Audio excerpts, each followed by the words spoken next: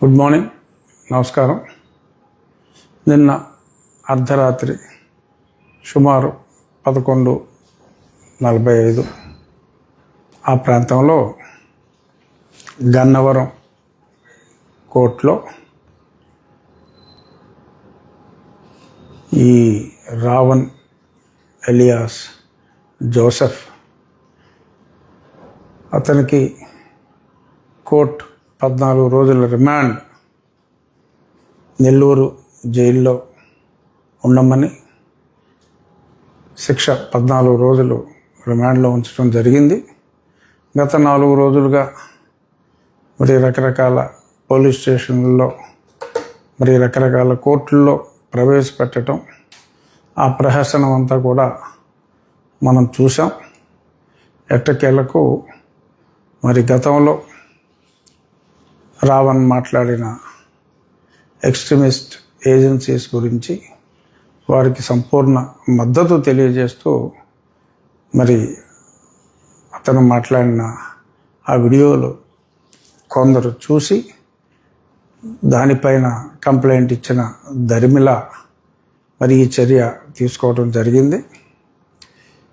గతంలో కూడా ఒకసారి చెప్పా, మళ్ళీ రిపీట్ చేస్తున్నా. నేను 4 సంవత్సరాల పాటు అప్పటి ముఖ్యమంత్రి జగన్మోహన్ రెడ్డి గారిపై ఎడతెరిపి లేకుండా ప్రతిరోజు మీడియాలో మాట్లాడినప్పటికీ కూడా ఏ రోజు కూడా నేను సభ్యత సంస్కారం లేకుండా ఏ రోజు నేను మాట్లాడటం అన్నది జరగలేదు. అయినప్పటికీ కూడా అతను జగన్మోహన్ రెడ్డి గారు కలత చెంది రాజద్రోహం కేసు ఆ తర్వాత కోర్టు తీసేసింది. యూఏపీఏ వచ్చింది.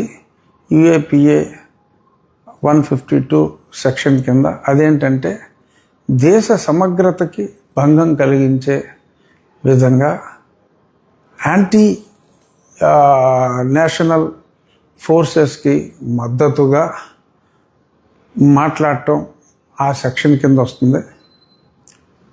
మరి గతంలో నేను జగన్మోహన్ రెడ్డి పైన మాట్లాడినప్పుడు మరి అతను నా మీద రాజద్రోహాన్ని మిస్ఇంటర్ప్రెట్ చేసి అప్పుడు ఉన్న సునీల్ కుమారు, సునీల్ నాయక్ ఇంకా కొద్దిమంది గ్యాంగ్తో కలిసి ప్లాన్ చేసి చాలా దారుణంగా లైట్గా చెప్పాల్సి వచ్చిందంటే, మరి ఈరోజు సాక్షి పేపర్ చూస్తే చాలా రోత అనిపించింది.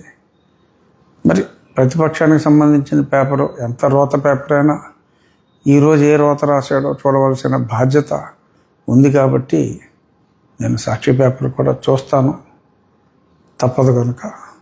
మరి అందులో చాలా విలపించాడు సాక్షివాడు. ఈ కేసు ఏంటి, ఇలా చేస్తారా అని చాలా దారుణంగా రోధించాడు సాక్షి. ఫ్లాష్ బ్యాక్ వెళ్ళండి. సాక్షి ఎడిటర్ గారు, సాక్షి ఓనర్ గారు, కొంచెం ఫ్లాష్ బ్యాక్ వెళ్ళండి. ఆ రోజు నా తేడా మాట్లాడాను. అయినా సెడిషన్ అని ఉండేది అప్పట్లో, తర్వాత దాన్ని తీసివేయటం జరిగింది. నా సంఘటన జరిగిన దరిమిలానే. మరి అప్పుడు మాట్లాడని న్యాయం, సుధాకర్ గారిని చంపినప్పుడు మాట్లాడని వ్యక్తులు, సుబ్రహ్మణ్యాన్ని పార్సిల్ చేసినప్పుడు మాట్లాడని వ్యక్తులు, ఒక చిన్న పిల్లవాడిని కాల్చేసినప్పుడు బాపట్లలో మాట్లాడని వ్యక్తులు, అలాగే మరి ఆ పిచ్చి మద్యం తాగి మరి పిచ్చి మద్యంలో మరి బుర్ర పాడైపోయి కొన్ని ఎక్స్ట్రాయే మాట్లాడాడు.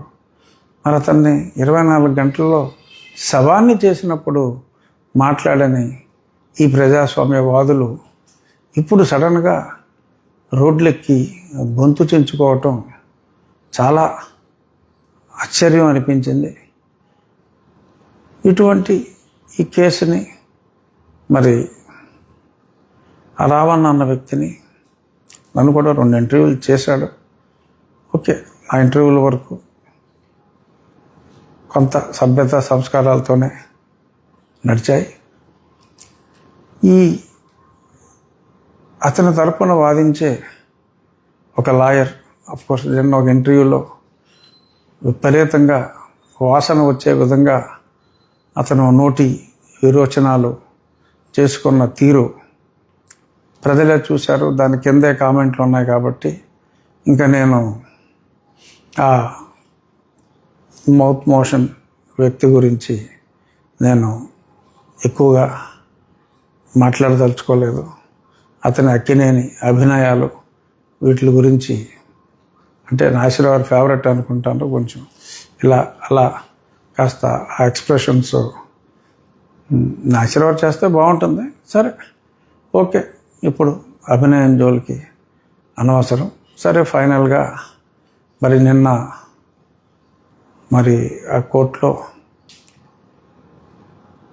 అంతిమంగా పవన్ కళ్యాణ్ గారి మీద విపరీతంగా నోరు పారేసుకున్న జోసెఫ్ ఎలియాస్ రావణ్, ఎవరైనా సరే మీకు నచ్చిన మతం గురించి మీరు మాట్లాడుకోండి, పక్క మతం గురించి దయచేసి కించపరచకండి.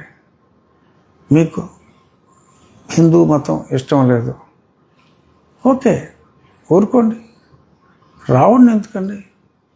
పురాణ పురుషుడు రాముడు కొన్ని ఉత్తమ విలువలు కలిగిన పురుషోత్తముడిగా, ప్రజలకు ఒక ఆదర్శ వ్యక్తిగా, ఆదర్శ పరిపాలకుడిగా, ఒక నమ్మకంతో, ఒక విశ్వాసంతో ఎందరో ఉన్నారు. వారి మనోభావాల్ని కించపరచవలసిన అవసరం లేదు.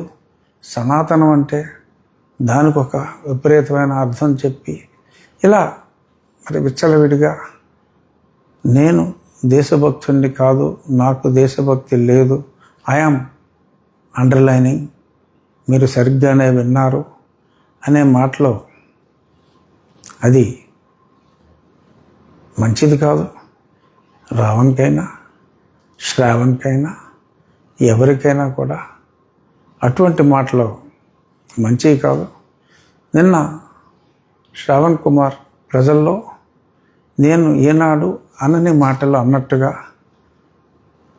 3 మేకులు 2 చెక్కలు దేవుడిగా జీసస్ క్రైస్ట్ని నేను అభివర్ణించినట్టుగా దుష్ప్రచారం అతను చేస్తున్నాడు. భగవంతుని సాక్షిగా నేను అటువంటి మాటలు మాట్లాడలేదు. నేను మాట్లాడింది నా వెన్నంటి వచ్చిన ఒక జన సైనికునికి నుదుటిపై మేకు, ఒక చెక్కకి మేకు పెట్టి నుదుటిపై దగ్గొడితే ఈ మేకులు కొట్టడం ఏంటి అని నేను మాట్లాడా. అది కూడా కత్తితో పడటం చూసాం, చాకుతో పడటం చూసాం. ఈ మేకుతో నవరగంత మీద కొట్టడం ఏంటి, ఈ మేకేంటి అని నేను ఆ ఇన్సిడెంట్ని నేను ప్రశ్నిస్తే దాన్ని దేవుడికి అన్వయించి మరి మాట్లాడారు. నేను సరే 2-3 సార్లు క్లారిఫై చేశా. కానీ కొంతమంది సీనియర్ జర్నలిస్టులు కూడా ఈ ఇష్యూ గురించి రఘురామకృష్ణరాజు జీసస్ క్రైస్ట్ని అలా మేకుల దేవుడు, చెక్కల దేవుడు అని అనకుండా ఉండవలసింది అని చెప్పి కొంతమంది సీనియర్ జర్నలిస్టులు కూడా మాట్లాడటం చూసి, ఓహో, ఈ విషయం ప్రజలకి చేరలేదా అనే విషయాన్ని నేను పూర్తిగా క్లారిఫై చేయటానికే ఈ వీడియోని నేను టెలికాస్ట్ చేస్తున్నా. నాకు క్రైస్తవం అంటే గౌరవం, హిందూ మతం అంటే ప్రేమ, ఇస్లాం అంటే గౌరవం ఉన్నాయి. నేను ఎప్పుడూ ఏ మతాన్ని కించపరచను. రాజ్యాంగాన్ని గౌరవించమనే నేను చెప్తున్నాను. ఆ రాజ్యాంగం గురించి మాట్లాడితే నా నాలుగు కోసి, డిప్యూటీ స్పీకర్ నాలుగు కోసి డిప్యూటీ సీఎంకి పంపుతానని చెప్పి మాట్లాడిన మాటల్ని మరి ఖండించాలి, అటువంటి వారిపైన చర్య తీసుకోవాలి అని చెప్తే చర్య తీసుకునే దమ్ముందా చూద్దాం, రాష్ట్రం ఏమైపోతుందో చూద్దాం అని మరి రాష్ట్ర ప్రభుత్వాన్నే, శాంతి భద్రతలనే మరి సవాల్ చేస్తున్న ఆ వ్యక్తిని మరి చూస్తూ ఊరుకుంటారా లేక చర్యలు తీసుకుంటారా అనే దాని మీద నేను ఎక్కువగా మాట్లాడదలుచుకోలేదు. నేనైతే ఇవాళ కాకపోతే రేపు రావణ్కి 5 రోజులు పట్టింది, అలా శ్రావణ్కి 50 రోజులు పట్టచ్చు. చూద్దాం. ప్రభుత్వాన్ని నమ్మిన వ్యక్తిని, పోలీస్ వ్యవస్థను నమ్మిన వ్యక్తిగా, ముఖ్యమంత్రి గారి సమర్థ నాయకత్వం మీద పూర్తి విశ్వాసం ఉన్న వ్యక్తిగా రాబోయే రోజుల్లో ఆలస్యం అయినప్పటికీ, ఎన్ని బెదిరింపులు ఎలా చెప్పి బెదిరించినప్పటికీ తప్పకుండా నువ్వు ఎన్ని అబద్ధాలు నా మీద నోటుకొచ్చినట్టు వాగి ప్రచారం చేసినప్పటికీ, yes, I'm very sure in coming days justice would be done. Thank you.